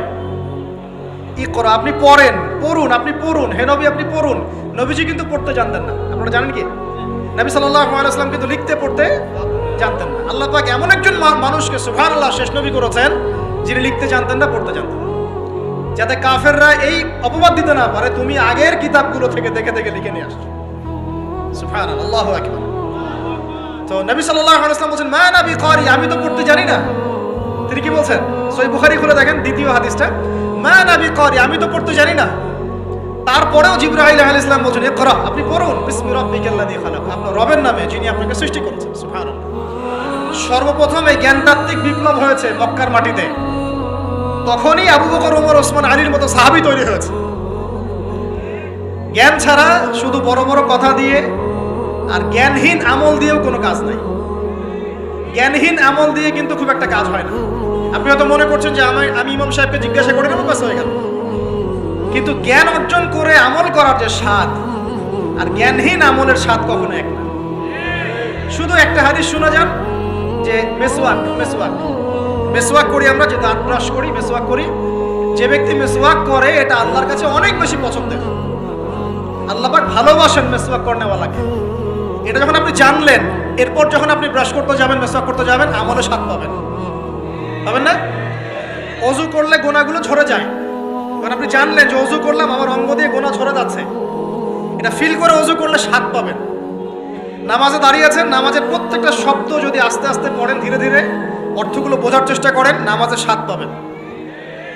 শুধু হাতটা তুলে শেষ রাতে আল্লাহকে বললেন যে আল্লাহুম্মা আতিনা ফিদ দুনিয়া হাসানা ওয়া ফিল আখিরাতি হাসানা ওয়া কিনা আযাবান নার। আল্লাহ আমাদেরকে দুনিয়াতে আপনি কল্যাণ দেন এবং পরকালেও কল্যাণ দেন। আল্লাহ আমাদেরকে জাহান্নামের আগুন থেকে বাঁচান। এই যে ফিলিংস, এটা আপনি না বুঝে পড়লে পাবেন না বুঝে পড়লে একটা চর্চা প্র্যাকটিস হয়, কিন্তু রুহানিয়াত আসে না। তো প্রিয় দিনী ভাইরা, এই জন্য শিক্ষা, জ্ঞান, দিনী ইলম অর্জন সবার আগে। আল্লাহ পাক আমাদের সবাইকে দিনী ইলম অর্জনের তৌফিক দান করুন। আল্লাহ পাক আমাদের দিনী খেদমতগুলো কবুল করুন। আমি 1 নাম্বার আলোচনা শেষ। 2 নাম্বার আলোচনা করলে এক দিয়ে শেষ হয়ে যাবে রাত। শিখলাম কি? দিনী ইলম অর্জন করতেই হবে, এটা নফল মুস্তাহাব কিছু নয়। এটা কি? যেভাবে পারেন সেভাবে করবেন। রাজি আছেন ইনশাআল্লাহ? নিয়াত করতে পারি যে আগামী 1 বছরের মধ্যে, 1 বছর সময় দিলাম, আগামী 1 বছরের মধ্যে আমরা কোরআন বিশুদ্ধ করে তেলাওয়াত করা শিখব ইনশাআল্লাহ।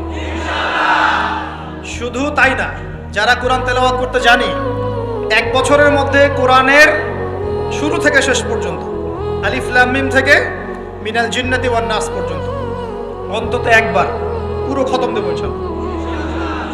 আর যারা আরো ভালো পড়তে পারি, দ্রুত পড়তে পারি বা হাফেজে কোরআন আছি, 1 বছরের মধ্যে আলিফ লাম মিম থেকে মিনাল জিন্নাতি ওয়ান নাস অন্তত একবার যে কোনো একটা তাফসীর বা অনুবাদ পড়ে দেখব ইনশাআল্লাহ। পারা যাবে ইনশাআল্লাহ? একটা তাফসীর বাসায় কিনবেন, মাস্ট বি। যারা বিগিনার, মানে নতুন শিখছেন, নতুন পড়া শিখছেন, তারা কিনবেন মারিফুল কোরআন। কি কিনবেন? এগুলো কিন্তু ভাই ওয়াজ না, এটা আপনার সাজেশন। ওয়াজ করলে সুর করে অনেক ওয়াজ করা যায় কিনা? এই কথাগুলো আপনার জীবনে কাজে দিবে ইনশাআল্লাহ, সারা জীবন কাজে দিবে ইনশাআল্লাহ। যারা বিগিনার, মানে আপনি শুরু করেছেন প্রথম, বড় বড় বই আগে ধরতে যাবেন না, আগে মানে নিচু লেভেলের বইগুলো, নিচু লেভেল বলতে সহজ বইগুলো আগে পড়বেন। প্রথম পড়বেন তাফসীর পড়তে গেলে মারিফুল কোরআন, যারা বিগিনার। যারা অনেক পড়াশোনা করছেন, চর্চা করছেন, ভালো কোন তাফসীর বলবো ফিক্স করতে পারছেন না? দুটো তাফসীর বলুন। এক হচ্ছে তাফসীর ইবনে কাসির, তাফসীর ইবনে কাসির, এটা পড়তে পারেন, হাদিস দিয়ে করা আছে তাফসীরটা। অথবা আমার সবচেয়ে ফেভারিট তাফসীর, সেটা হলো তাফসীরে জালালাইন। তাফসীরে, এটা রহমতের বৃষ্টি, চিন্তা করেন না। কিসের বৃষ্টি? বদরের যুদ্ধের আগের রাত্রে বৃষ্টি হয়েছে। বদরের যুদ্ধের আগের রাত্রে কি হয়েছে? ওই বৃষ্টির সম্পর্কে আল্লাহ পাক বলেছেন এটা হলো রহমতের বৃষ্টি, যাতে তোমাদের কলব শক্ত হয়। আর আমাদের হাতে এখন 15-20 মিনিট সময় আছে, আমরা গুটিয়ে নিব। তো তাফসীর কোনটা পড়বেন বিগিনাররা? তাফসীরে মাআরিফুল কোরআন, ঠিক আছে, বাংলা অনুবাদ আছে। আর যারা একটু স্টাডি করেন বেশি, তারা পড়বেন ইবনে কাসির এবং জালালাইন। জালালাইনটা সবচেয়ে মজা পাবেন, স্বাদ পাবেন, অনেক কিছু আছে এর মধ্যে। জালালাইনের মধ্যে এত এত রস আছে, এত নূর আছে, মারিফত আছে, যেটা আমি অন্য অন্য তাফসীরে পাই না। আল্লাহ পাক লেখককে জান্নাতুল ফেরদাউস দান করুন। দুজন সংকলন করেছেন। তো এরপরে আমরা ইলম অর্জনের পরে দ্বিতীয় যে কাজটা করা দরকার পুরো গ্লোবাল প্রেক্ষাপটে এবং উম্মার জন্য, ব্যক্তিগত পর্যায়ে, সব ক্ষেত্রে দ্বীনের স্বার্থে, সেটা হলো ইলম অনুযায়ী আমল করতে হবে। ইলম অনুযায়ী আমল শুরু হবে ভাই আগামীকাল থেকে না, আজকে রাত থেকে ইনশাআল্লাহ। আগামীকাল থেকে আমল না, এখন থেকে আজকে রাত থেকে আমল ইনশাআল্লাহ। এই রাতের আমল কি? ঘুমানোর সময় ঘুমানোর সুন্নত, সূরা মুলক তেলাওয়াত করবেন, আয়াতুল কুরসি পড়বেন, সূরা ফাতিহা, ফালাক, নাস, ইখলাস, পারলে সূরা ওয়াকিয়া ইত্যাদি পড়ে নিজেকে দম করে নেবেন, ব্যাস, তারপরে ঘুমিয়ে যাবেন। ঘুমানোর সময় আল্লাহুম্মা বিইসমিকা আমুতু ওয়া আহইয়া, এই সময় দোয়া কবুল হবে। বৃষ্টির সময় কি হয়? আচ্ছা, আমরা মাঝখানে দোয়া করে নেই, বৃষ্টি যদি শেষ হয়ে যায় আবার আমরা দোয়া করে আল্লাহ পাক আমাদের সবাইকে দ্বীনি ইলম অর্জনের তৌফিক দান করুন। আমাদের সবাইকে আল্লাহ পাক দ্বীনি ইলম অনুযায়ী বেশি বেশি আমল করার তৌফিক দান করুন। আল্লাহ পাক বক্তা শ্রোতা সবাইকে, খাস করে আমাদের যুব সমাজকে আল্লাহ পাক লম্বা নেক হায়াত দারাজ করুন। আল্লাহ পাক আমাদের সবাইকে আদর্শ পরিবার করে দিন। আমাদের সন্তানদেরকে আল্লাহ পাক মানুষ করার তৌফিক দান করুন। আমাদেরকে আল্লাহর ঘর জিয়ারতের তৌফিক দান করুন। আল্লাহ পাক আমাদের সবাইকে দিন রাত দাওয়াতের কাজ করার তৌফিক দান করুন। আল্লাহ পাক আমাদের সবার মধ্যে যে অসুস্থতাগুলো আছে, সমস্ত অসুস্থতা আল্লাহ দূর করে দিন। আল্লাহ পাক আমাদের হায়াতে রিজিকে বরকত দান করুন। আল্লাহ পাক আমাদের মা বোনদেরকে পর্দায় থাকার তৌফিক দান করুন। আল্লাহ পাক আমাদের সমাজ, আমাদের রাষ্ট্র, আমাদের প্রশাসন, আমাদের সরকার সবাইকে হেদায়েত করুন। আল্লাহ পাক আমাদের মধ্যে আপোষে মিল মহব্বত দান করুন। আল্লাহ পাক আমাদেরকে আল্লাহর জমিনে আল্লাহর দ্বীন কায়েমের তৌফিক দান করুন। 2 নম্বর কাজ, ইলম অনুযায়ী আমল করা। ইলম অনুযায়ী আমল শুরু হবে কালকে থেকে, এখন থেকে। আমল করা মানে হচ্ছে এক কথায় আমাদের জীবনের প্রতিটা কাজ রাসূলুল্লাহ সাল্লাল্লাহু আলাইহি ওয়াসাল্লামের সুন্নাহ মাফিক করব ইনশাআল্লাহ। রাজি আছি তো ইনশাআল্লাহ? এই ঘুম থেকে শুরু হবে। আপনার ঘুমটা এখন সুন্নাহ মাফিক হবে, আমারটা কিন্তু হবে না। এই যে রাত্রে করে আমরা জার্নি করছি, এটা সুন্নাহ মাফিক হচ্ছে না। আল্লাহর কাছে মাফ চাই, আল্লাহ পাক ওজর দেখবেন ইনশাআল্লাহ। তবে অভ্যাস করবেন এশার নামাজের পরেই কি করতে? ঘুমাতে, যাতে করে তাহাজ্জুদে আপনি উঠতে পারেন। ওই বরকতময় সময় আল্লাহ পাক প্রথম আকাশে নেমে আসেন। কিভাবে নেমে আসেন এটা বোঝার বা জানার দরকার নাই আমার। আল্লাহ পাকের রহমত নেমে আসে। আল্লাহ রাব্বুল আলামিন আহ্বান করতে থাকেন, কে আছো আমার কাছে কিছু চাইবে আমি তোমাকে দিব। কে আছো আমাকে ডাকবে আমি তোমার ডাকে সাড়া দিব। কে আছো আমার কাছে ক্ষমা চাইবে আমি তোমাকে ক্ষমা করে দিব। আমরা তখন ঘুম, মাশাআল্লাহ। কারণ আমরা টিকটক চালিয়েছি 3টা পর্যন্ত, ফেসবুক ইউটিউবিং করেছে 2:30-3টা পর্যন্ত। শেষ রাত্রে আল্লাহ পাক যখন নেমে আসে, আহ্বান করেন, নাফরমান গাফেল বান্দা আমরা ঘুমিয়ে থাকি। আস্তাগফিরুল্লাহ। অথচ ওই সময়ে যে দোয়াই করা হবে আল্লাহ কবুল করবেন ইনশাআল্লাহ। আমাদের দোয়ার অভাব, কত দোয়া, কত চাওয়ার জন্য হুজুরের কাছে আসতে হয় না। চাওয়ার জন্য শেষ রাত্রে জায়নামাজে দাঁড়িয়ে যান, আল্লাহ কবুল করবেন ইনশাআল্লাহ। শেষ রাত্রে যদি আমরা জাগতে না পারি, আমাদের দ্বারা দিন কায়েম হবে না ভাই। সাহাবীরা যারা বদর, উহুদ, খন্দকে যুদ্ধ করেছেন, তারা শেষ রাত্রের দরবেশ ছিলেন। দরবেশ, শেষ রাত্রের দরবেশ, আর দিনের বেলা খোরসাওয়ার। কি বুঝলেন? শেষ রাত্রে দরবেশ মানে একদম আল্লাহওয়ালা মানুষ, শেষ রাত্রে চোখের পানিতে জায়নামাজ ভিজে যাইতো, দাড়ি ভিজে যাইতো, এই মানুষগুলো আবার দিনের বেলা ছুটতেন, ঘোড়া ছুটাতেন, তাদের হাতে ইসলাম বিজয় লাভ করেছে। অতএব শেষ রাত্রে জাগার অভ্যাস করে আল্লাহ পাক তৌফিক দান করুন। সাউন্ড শুনতে পাচ্ছেন? আচ্ছা, ঠিক আছে। তাহলে আমল শুরু হবে আজকে থেকে, রাত থেকে। তারপর দিন ঘুম থেকে উঠলেন, ফজর নামাজ জামাতে পড়বো না পড়বো না? নামাজের পরে তেলাওয়াত করবো না করবো না? জিকির আজকার করবো না করবো না? তারপর একটু পড়াশোনা করবো কিনা? খাওয়া দাওয়া কেমন হবে? 7 পেট নাকি নবী সুন্নাহ মাফিক? কাফেররা খায় 7 পেট, কয় পেট? আর মুমিন বান্দা খায় পেটের 3 ভাগের 1 ভাগ। খাওয়ার টেবিলে হেরে গেলে যুদ্ধের মাঠে জিততে পারবেন না।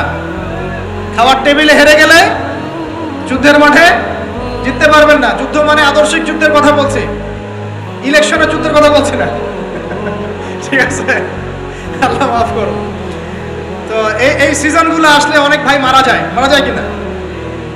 আল্লাহ পাক আমাদেরকে আপোষের এই ফিতনা থেকে হেফাজত করুন। ভাইয়ে ভাইয়ে মারামারি লাগিয়ে দিয়ে নাকে তেল দিয়ে ঘুমায় ওরা ভাইয়ে ভাইয়ে মারামারি লাগিয়ে দিয়েছে, ভাই ভাই, মুসলিম মুসলিম, ভাই ভাই, ওরা এখন মারামারি কর, আমরা নাকে তেল দিয়ে ঘুমাই। এই হলো অবস্থা।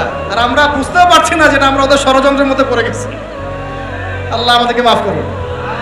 অনেক ইসলামপন্থী ভাই এখানে নেমে পড়েন, কি মনে করে নামেন আল্লাহ ভালো জানেন। তবে জেনে রাখেন, এই পথে নবী সাল্লাল্লাহু আলাইহি ওয়াসাল্লামের দাওয়াত এবং ইকামতের দিন ছিল না। নবী সাল্লাল্লাহু আলাইহি ওয়াসাল্লামের পথেই দিন কায়েম হবে ইনশাআল্লাহ। আল্লাহ পাক আমাদেরকে পশ্চিমা গোলক ধাঁধা থেকে হেফাজত করুন। এখন আসেন ভাই, তাহলে আমরা আমাদের জীবনের প্রত্যেকটা কাজ যদি নবী সুন্নাহ মাফিক করি, এলেম অনুযায়ী আমল হয়ে যাবে ইনশাআল্লাহ। রাজি আছি তো ভাই? ব্যাস এতটুকু কথা। এখন শুধু কি ব্যক্তিগত আমলই আমার দিনের অন্তর্ভুক্ত, না আমার পরিবার, সমাজ, অর্থনীতিও আছে? কোনটা? আমার পারিবারিক জীবন তাহলে কার সুন্নত মোতাবেক চলবে, নবীর সুন্নত না পশ্চিমা সুন্নত? আর পরিবারগুলো পশ্চিমা সুন্নতে চলে না, পশ্চিমা কালচার। জন্মদিন করেন, বিবাহ বার্ষিকী করেন, আরো কত কি করেন, হ্যাঁ তাই না? সাজগোজ থেকে শুরু করে কাপড় চোপড়, পোশাক আশাক, বাথরুমের টয়লেট পর্যন্ত। বাথরুমের টয়লেট তো সব ইংলিশ নাকি? তো নবী সুন্নাহ মাফিক এখানে তো আপনি বসতে পারবেন না। নবী সুন্নাহ মাফিক এখানে আপনি বসতে পারবেন না। তো মালয়েশিয়ার একটা কনফারেন্সে বলে আসছিলাম যে নবী সুন্নাহ মাফিক বসা মানে হচ্ছে বাম পায়ে ভর দিয়ে ডান পায়ে একটু উঁচু করে বসা। ইলম অর্জন করতে থাকেন, হাদিসের মধ্যে পাবেন। নবী সাল্লাল্লাহু আলাইহি ওয়াসাল্লাম ইস্তেনজা করতে বসতেন বাম পায়ে ভর দিয়ে ডান পায়ে একটু উঁচু করে। যারা এভাবে বসে তাদের ইস্তেনজা খুব সুন্দর হয়, ক্লিয়ার হয়ে যায়। আর আপনি ইংলিশ টয়লেটে বসেন, দেখি কেমনে বসবেন, পারবেন? তাহলে এই যে বললাম, প্রতিটা জায়গায় ফিতনা, প্রতিটা জায়গায় ফিতনা। তো বাসায় অ্যাটলিস্ট এমন ওয়াশরুম রাখেন যেখানে নবী সুন্নাহ মাফিক ইস্তেনজা করা যায়। আর যখন সফর করবেন দেশের বিভিন্ন জায়গায়, তখন দেখবেন মাশাআল্লাহ আরো লেটেস্ট পদ্ধতি আছে। ছোট ছোট কিছু গামলা রেখে দেওয়া হয়েছে, ওখানে দাঁড়ায় দাঁড়াই করতে হবে, বসার কোনো অপশন নাই। আর সব সমান মাপের। মনে করেন একজন লম্বা 5 ফিট, একজন 6 ফিট, একজন 4 ফিট 3 ফিট। এখন কেমনে কি ধরে কিভাবে করবে, মাপটা কিভাবে সমান করবে বলেন তো? একটা হাদিস আমার বুঝে আসছে এই সফর করতে করতে, সেটা হচ্ছে, আমি কখনো বলিনি এভাবে যে পশ্চিমা সভ্যতা হচ্ছে ইয়াজুজ আর মাজুজ, এটা আমি বলি নাই। এটা আমি বুঝতে পারছি, আমি ভিতর থেকে ফিল করছি। আপনি একমত হন না হন যে ওদের মধ্যে ইয়াজুজ আর মাজুজের খাসলত বা চরিত্র আছে 100%। আমি একটা হাদিস বলি, শেষ করে দিব, আর সময় নেই, 10 মিনিট আছে। এই হাদিসটা শোনেন। নবী সাল্লাল্লাহু আলাইহি ওয়াসাল্লাম একদিন ঘুম থেকে উঠলেন ভয়ে পেয়ে, আতঙ্কিত হয়ে। নবীজি ভয়ে পেয়ে আতঙ্কিত হয়ে ঘুম থেকে উঠে বলছেন, লা ইলাহা ইল্লাল্লাহ, লা ইলাহা ইল্লাল্লাহ। তার স্ত্রী পাশে যিনি শুয়ে আছেন তিনি বলছেন, নবী সাল্লাল্লাহু আলাইহি ওয়াসাল্লাম বলছেন, ওয়াইলুল লিল আরব, ওয়াইলুল লিল আরব মিন শাররি কাদ ইকতারাব। আরব জাতির জন্য ধ্বংস, আরব জাতির জন্য ধ্বংস। কি ভয়ঙ্কর ফিতনা ধেয়ে আসছে ওদের দিকে, কি ভয়ঙ্কর ফিতনা ধেয়ে আসছে। এবং তিনি হাতের ইশারা করে দেখালেন এইভাবে যে আজকে, নবীজি বলছেন 1400 বছর আগের কথা, 1445 বছর আগের কথা, 1445 বছর আগে নবীজি বলেছেন, আজকে ওই সময়, আজকে ইয়াজুজ আর মাজুজের যে দেয়ালের কথা মনে আছে? জুলকারনাইনের সময় দেয়াল, এই দেয়াল এতটুকু পরিমাণ খুলে দেয়া হয়েছে, এতটুকু পরিমাণ খুলে দেয়া হয়েছে 1400 কত বছর আগে। তখন তার স্ত্রী বলছেন আনুহলিক ওয়াফিনা সালিহিন, আনুহলিক ওয়াফিনা সালিহিন ইয়া রাসূলুল্লাহ, হে আল্লাহর রাসূল সাল্লাল্লাহু আলাইহি ওয়াসাল্লাম, আমাদের মধ্যে ভালো মানুষরা থাকা সত্ত্বেও কি আমরা ধ্বংস হয়ে যাব? আপনি যে বলছেন ওয়াইলুল লিল আরব, আরবদের জন্য ধ্বংস। নবীজি বলছেন নাম হ্যাঁ, নাম হ্যাঁ, ধ্বংস হয়ে যাবে। ইদা কাসুরাতিল খাবাস, যখন নগ্নতা, বেহায়াপনা, অশ্লীলতা সমাজে রন্ধ্রে রন্ধ্রে ছড়িয়ে পড়বে, তখন আলেম জালেম সব ধ্বংস হবে। এই হাদিসটা অকাট্য হাদিস বুখারী মুসলিমের, মানে এটা সহিহ, এটা বিষয়ে কোনো সন্দেহ নেই। তাহলে নবীজি 1445 বছর আগে বলছেন যে আরবদের জন্য ধ্বংস ধেয়ে আসছে এবং দেয়াল এভাবে খুলে দেয়া হয়েছে। কাদের দেয়াল? ইয়াজুজ আর মাজুজ। আর ইয়াজুজ আর মাজুজের সাথে আরবদের ধ্বংসকে সম্পর্কিত করা হলো না? ইয়াজুজ আর মাজুজের সাথে আরবদের ধ্বংসকে সম্পৃক্ত করা হলো এবং বেহায়াপনাকে সম্পৃক্ত করা হলো, তাই না? বুঝতে পারছেন? আরব জাতির ধ্বংসের সাথে ইয়াজুজ মাজুজকে কানেক্টেড করা হলো এবং অশ্লীলতাকে, কি বলেন, অশ্লীলতাকে কানেক্টেড করা হলো। এখন আপনি চিন্তা করে দেখেন, সারা বিশ্বে পর্নোগ্রাফি কারা ছড়িয়ে দিয়েছে? বলেন দেখি, পর্নোগ্রাফি কি বেহায়াপনা না? সমাজের ইদা কাসুরাতিল খাবার, যখন সমাজের রন্ধ্রে রন্ধ্রে বেহায়াপনা ছড়িয়ে পড়বে, ছড়িয়ে পড়ে নাই? মিলান, হাদিসটা মিলান। সমাজের এই মেয়েদের এই যে ফ্যামিলিস্ট রেভলিউশন কারা ছড়িয়ে দিয়েছে? ফ্যামিলিস্ট রেভলিউশন কারা ছড়িয়ে দিয়েছে? ওরা। সমাজে মেয়ে ছেলে একসাথে চলবে একই পোশাকে কারা ছড়িয়ে দিয়েছে? সমাজে মেয়েদের বেপর্দায় চলার এই সংস্কৃতি কারা ছড়িয়ে দিয়েছে? মাদক আর সুদের সংস্কৃতি কারা ছড়িয়ে দিয়েছে? জেনা, ব্যভিচার, পর্নোগ্রাফি, এগুলো কারা ছড়িয়ে দিয়েছে? এটাই ওই যে খুলে দেয়া হয়েছে। এটা আমার ব্যাখ্যা, এটা আমার বুঝ। পৃথিবীর এমন কোন রাষ্ট্র বাকি রাখে নাই তারা এগুলো ছড়াতে, এমন কোন রাষ্ট্র বাকি নেই। তাহলে সব জায়গায় ছড়িয়ে পড়বে না ইয়াজুজ মাজুজের ফিতনা? ছড়িয়ে পড়েছে। আল্লাহ পাক আমাদেরকে এই সীমা গোলক ধাঁধা থেকে হেফাজত করুন, আমিন। আমাদের সংস্কৃতি নিয়ে আমরা বুক ফুলে বাঁচবো ইনশাআল্লাহ, আমাদের সংস্কৃতি নিয়ে আমরা চলবো ইনশাআল্লাহ। আমাদের কোরআন আছে, হাদিস আছে, আমাদের নবী আছেন, আমাদের সাহাবীরা আছেন, আমাদের দ্বীন আছে ইনশাআল্লাহ। আমাদের অন্য কাউকে প্রয়োজন আছে? এই যে প্রযুক্তিগত কথাগুলো বললাম, একটু মাথা খাটান, এগুলো আমরাই তৈরি করতে পারবো ইনশাআল্লাহ। সব ঢেলে সাজানো যাবে ইনশাআল্লাহ তাআলা। আল্লাহ পাক আমাদেরকে বোঝার তৌফিক দান করুন। তাহলে 1 নাম্বার কি বলেছিলাম ভাই? ইলম অর্জন। 2 নাম্বার ইলম অনুযায়ী আমল। আর এই আমলটা কি শুধু ব্যক্তি জীবনে না জীবনের সব ক্ষেত্রে? আল্লাহ কবুল করুন। 3 নাম্বার নিজের পরিবারের যত্ন নিন। নিজের ইলম অর্জন করেছেন, আমল করছেন, এখন অনেক বড় বড় কথা অনেকে বলবে, আগে পরিবার ঠিক করেন। আগে কি করবেন? ব্যাস, পরিবার বলতে আপনার স্ত্রী সন্তান। কারণ বাবা মাকে দাওয়াত দেওয়া যাবে, বাবা মাকে গালমন্দ করা যাবে না, বকাঝকা করা যাবে না। বাবা নামাজ পড়েন, আপনি কি মাইর দিতে পারবেন? মা নামাজ পড়েন, আপনি কি মাইর দিতে পারবেন? পারবেন না। তবে এই যুগে কিছু হতভাগা আছে, এরা বাপ মাকেও গায়ে হাত তোলে না। এই যুগে এমন কিছু হতভাগা ছেলে মেয়ে জন্ম হয়েছে, আল্লাহ মাফ করুক, এরা পিতা মাতার সাথেও কি জঘন্য আচরণ করে। পিতামাতা দোয়া নিবেন, যাদের সাথে পিতামাতা দোয়া থাকে জীবনে সফল হবে ইনশাআল্লাহ। যার সাথে পিতামাতা দোয়া নাই, অবস্থা খারাপ। আল্লাহ মাফ করুক আমাদেরকে। এখন পরিবার বলতে আপনার স্ত্রী সন্তান প্রথম প্রায়োরিটি পাবে, আর পিতামাতাকে আপনি দাওয়াত দিবেন, নসিহত করে বোঝানোর চেষ্টা করবেন। আপনার সন্তান যদি 10 বছর বয়সে নামাজ না পড়ে, তখন তাকে আপনি পিটাতে পারবেন, কিন্তু আপনি বাবাকে পারবেন পারবেন। আর পরিবারের কিছু বিষয় এটা আপনি পাবেন প্যারেন্টিং বইয়ের মধ্যে।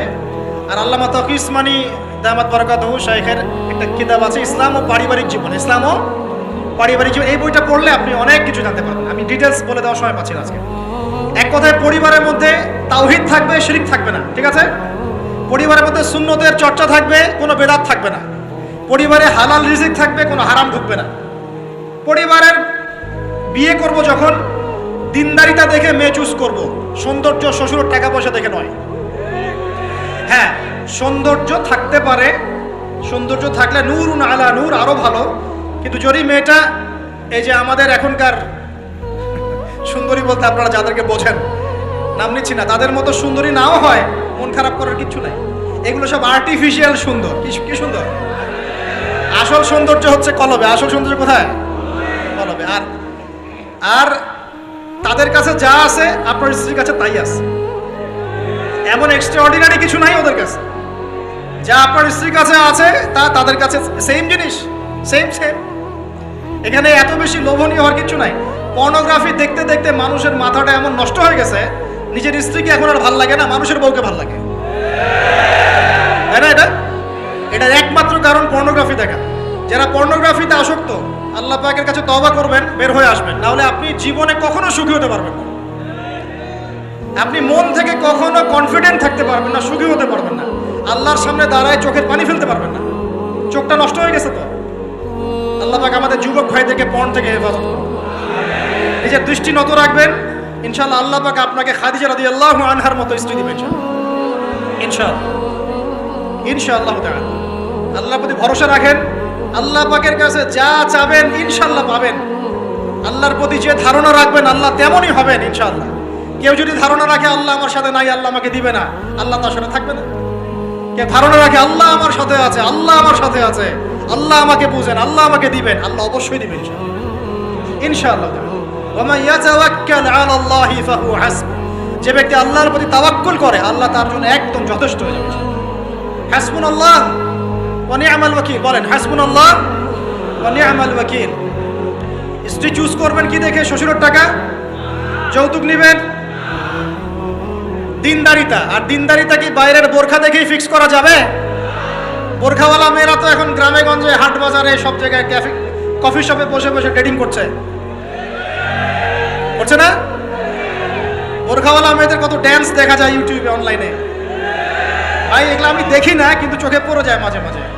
3 নম্বর কি বলেছে ভাই? বলেন আদর্শ পরিবার গঠন করা। কোন বইয়ের নাম বললাম? কার বই পড়বেন? আল্লামা তাকি উসমানী দামাত বরকাতু। বইটার নাম কি? ইসলাম ও পারিবারিক জীবন। ইসলাম ও পারিবারিক জীবন। কিনতে পারবেন তো ইনশাআল্লাহ? বন্ধুদের সাথে চা খেতে বসলে 1000 টাকা বিল হয়, এখন 500 টাকা বিল হয় না? একটা বই কিনতে 200 টাকা লাগে না। কিনতে পারবো কিনা? যারা বই কিনে বইয়ের প্রতি মহব্বত রাখবে আল্লাহ ওদেরকে এলেম দান করবেন ইনশাআল্লাহ। আমি একদিন বলেছি না, বই নিয়ে একটা লেকচার দিয়েছি না? বই কিনতাম টাকা বাঁচিয়ে বাঁচিয়ে। বিশ্বাস করেন এখন বই হাদিয়াই পড়ে শেষ করতে পারি না আমরা। হাদিয়ার পর হাদিয়া বই পড়ে আছে বাসা, শেষই করতে পারছি না। বইয়ের প্রতি মহব্বত রাখেন, আল্লাহ পাক আপনাকে অনেক জ্ঞান দিবে ইনশাআল্লাহ। 4 নাম্বার, খুব শর্ট করে শেষ করছি। 4 হচ্ছে আমাদের রিজিকটা হালাল করতে হবে। রাজি আছি ইনশাআল্লাহ? রিজিক হালাল মানে কি? রিজিকের মধ্যে কোনো সুদ থাকবে না। রিজিকে কোনো সুদ যে খায় সে মায়ের সাথে জেনা করে। সুদ যে খায় সে আল্লাহ এবং তার রাসূলের সাথে যুদ্ধ করে। আমি এমন একজন ব্যক্তির কথা শুনেছি যে সুদ খেত, আল্লাহ মাফ করুক তাকে, আল্লাহ মাফ করুক। আমাকে বলেছেন একজন, আমি শুনেছি এটা, যে ইন্তেকালের পরে দুনিয়াতেই পেটটা ফুলে গিয়েছে। নাউজুবিল্লাহ, আল্লাহ হেফাজত করুন। মেরাজের রাতে নবী দেখে এসেছেন সুদখোরের পেটের মধ্যে সাপ কিলবিল করছে, রক্তের নদীতে ফেলে মাথা ফাটিয়ে দেওয়া হচ্ছে। আল্লাহ এবং তার রাসূলের সাথে যুদ্ধ করে কেউ সফল হতে পারবে? আল্লাহর ওয়াস্তে সুদের চাকরিটা ছেড়ে দেই ভাই, আল্লাহর ওয়াস্তে ছেড়ে দেই, সুদের চাকরি ছেড়ে দেই। আল্লাহর হাতে আমার রিজিক, আল্লাহই খাওয়াবেন ইনশাআল্লাহ। সারা দুনিয়ার লক্ষ কোটি মাখলুককে আল্লাহ যদি খাওয়াতে পারেন, আমাকেও সুদ ছাড়া খাওয়াতে পারেন। খালি ধৈর্য ধরেন, রিজিক আসবেই ইনশাআল্লাহ। আর যেখানে ঘুষ সেখানে নাই, যেখানে ঘুষ সেখানে আমি নাই। এখানে ভাই যদি কোনো সরকারি কর্মকর্তা থাকেন বা কেউ যদি ঘুষের সাথে সম্পৃক্ত থাকেন, সরকারি বেসরকারি যেই হন, আজকে রাত্রে বাসায় গিয়ে খাস তওবা করে নেন। আল্লাহ আমি জীবনে যত অর্থনৈতিক অন্যায় করেছি আমাকে মাফ করুন, আল্লাহ পাক মাফ করে দিবেন ইনশাআল্লাহ। এবং আগামী জীবনে ঘুষমুক্ত জীবন যাপন করার চেষ্টা করি, আল্লাহ তৌফিক দান করুন। অমুসলিমরা এখন এইসব সংস্কৃতি মেনে চলে, মুসলিমরা কেন মানবে না? মানা উচিত কিনা? আল্লাহ তৌফিক দান করুন। আর ব্যবসার মধ্যে কিন্তু অনেক রিজিক আছে। 10 ভাগের 9 ভাগই কোথায়? ব্যবসায়। শুধু চাকরির পিছনেই ছুটবেন না। আর চাকরি যদি করেন অনেস্টির সাথে করবেন, উদ্যোক্তা হন, অর্থনৈতিকভাবে নিজেকে স্বাবলম্বী করার চেষ্টা করেন, তারপরে বিয়ে শাদী করতে চান। আল্লাহ পাক তৌফিক দান।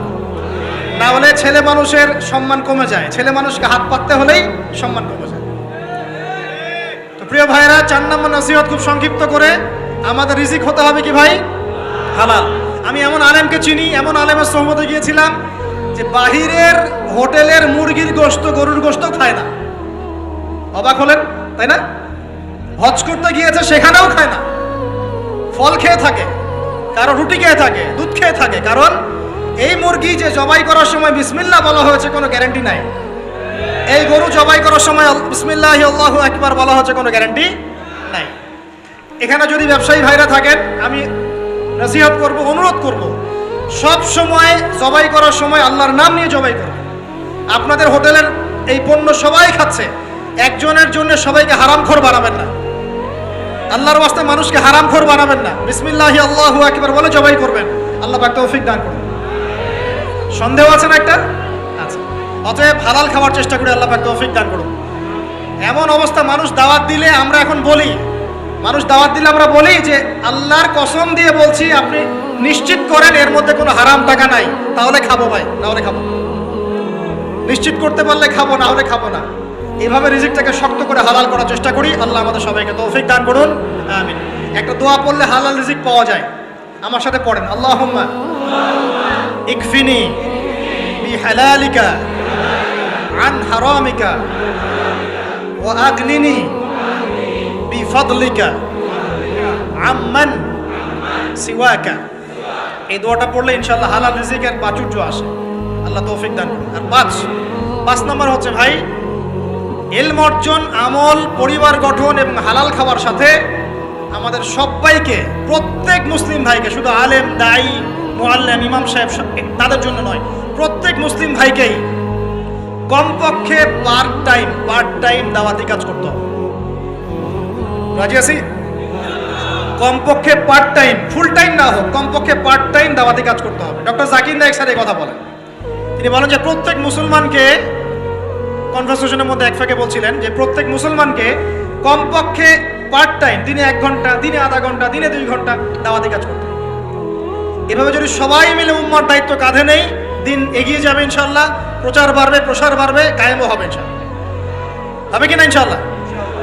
বাংলার ঘরে ঘরে তকি উসমানী তৈরি করতে হবে, হাফিজাহুল্লাহ, পারবেন তো? বাংলার ঘরে ঘরে বড় বড় আলেম তৈরি করতে হবে, বাংলার ঘরে ঘরে আলেম তৈরি করতে হবে, ঘরে ঘরে আলেম। আল্লাহ পাক তৌফিক দান করুন। এখন দাওয়াতি কাজ করার আগে নিজের ইলম অর্জন করতে হবে, দাওয়াতি কাজ করার যোগ্যতা অর্জন করতে হবে, নিজের আধ্যাত্মিকত্ব আনতে হবে, তাজকিয়া আনতে হবে। এবং একটা কথা বলতে ভুলে গেছি, হকপন্থী আলেম ওলামার সাথে সম্পর্ক রেখে সোহবতে থাকবেন। একা একা থাকবেন না, একা একা চলবেন না, আলেম ওলামার সাথে পরামর্শ করে চলবেন। দাওয়াতি কাজ করলে কি পাবেন ভাই? একটা হাদিস দিয়ে শেষ করে দেই। দাওয়াতি কাজ করলে যা পাবেন, নবী সাল্লাল্লাহু আলাইহি ওয়াসাল্লাম বলেছেন, কোন ব্যক্তির দাওয়াতে যত মানুষ এই কল্যাণের পথে আসবে, সমস্ত কল্যাণের একটা অংশ নেকি ওই ব্যক্তি পাবে ইনশাআল্লাহ। মানে আপনি দাওয়াতি কাজ করছেন, আপনার দাওয়াতি কাজের বদৌলতে যত মানুষ দিনের দিকে আসছে, দিনের বুঝের দিকে আসছে, নামাজ পড়ছে, কোরআন তেলাওয়াত করছে, ইত্যাদি ভালো কাজ করছে, সমস্ত নেক আমলের একটা অংশ আপনার আমল নামায় অটোমেটিক যোগ হবে ইনশাআল্লাহ। খুশি হন নাই? এর চেয়ে বড় কোনো ব্যবসা নাই, আর যদি কেউ মানুষকে ভুল পথে ডাকে, এই যে ভুল দাওয়াতি কাজ করে, মানুষকে বিভ্রান্তির দিকে ডাকে, তাহলে সমস্ত মানুষের গুনার একটা অংশ ওই ব্যক্তির আমল নামে চলে যাবে। নাউযুবিল্লাহ। আর আমরা যদি দাওয়াতি কাজ ছেড়ে দেই, আল্লাহ রাসূল বলেছেন, আল্লাহ পাকের পক্ষ থেকে গজব আসবে, সুম্মা তাদউনাহু, এরপর তোমরা আল্লাহকে ডাকবে, লা ইউস্তাজাবু দুআকুম, তোমাদের দোয়া আল্লাহ কবুল করবে না। বলে নাউযুবিল্লাহ। অতএব আমরা নিজেরা দাওয়াতি কাজ করব, পরিবারের তালিম চালু করব, পরিবারের মধ্যে ইসলামের দাওয়াতি কাজ থাকবে, কমিউনিটি করব, মাদ্রাসা, মসজিদ, মক্তব, বিভিন্নভাবে ইসলামের সম্ভাব্য সকল মাধ্যমে, বর্তমান সমসাময়িক সম্ভাব্য সকল মাধ্যমে দাওয়াতি কাজ করবো ইনশাআল্লাহ। আল্লাহ পাক আমাদের সবাইকে দাওয়াতের মেহনতের সাথে লেগে থাকার তৌফিক দান করুন।